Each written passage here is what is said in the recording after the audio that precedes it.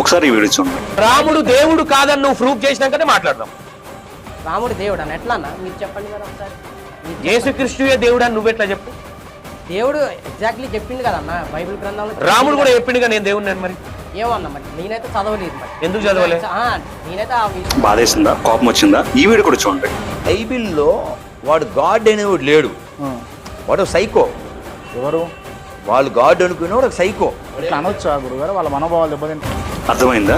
So కొంతమంది కావాలని religion ముసుగులో బతుకుతూ, కావాలని పాపులారిటీ అవ్వడం కోసం వేరే రిలీజన్ ఉన్న దేవుణ్ణి, వేరే రిలీజన్ ఉన్న మనుషుల్ని కావాలని కించపరిచే విధంగా మాట్లాడుతున్నారు. దీని ద్వారా ఏమవుతుందంటే వాళ్ళు పాపులారిటీ అవుతారు ఫస్ట్, వాళ్ళకి దీని ద్వారా లాభం వస్తుంది, అది నెక్స్ట్. బట్ ఇది తెలియక అమాయకమైన హిందువులు కానీ, అమాయకమైన క్రిస్టియన్స్ కానీ వీళ్ళిద్దరి మధ్యన గొడవ క్రియేట్ అవుతున్నాయి. ఎందుకంటే ఇలాంటి వాళ్ళ వల్ల, ఏళ్ళు చేసిన తప్పు వల్ల. నిజానికి నిజమైన క్రిస్టియన్ కానీ, నిజమైన ముస్లిం కానీ, నిజమైన హిందువు కానీ ఏ ఒక్కడు వేరే రిలీజన్ గురించి మాట్లాడటం. ఎందుకంటే వాళ్ళ రిలీజియన్ వాళ్ళు మాట్లాడుకుంటారు, వాళ్ళ రిలీజన్ గురించి వాళ్ళు చెప్పుకుంటారు, వాళ్ళ రిలీజన్ ఉన్నది వాళ్ళు పాటిస్తారు. అది వాళ్ళు చేసేది. కావాలని పాపులారిటీ అవ్వడం కోసం ఏది పడుతుంది ఇష్టానుసారంగా మాట్లాడేసి రిలీజియన్ మొత్తం కూడా క్రియేట్ చేస్తుంది.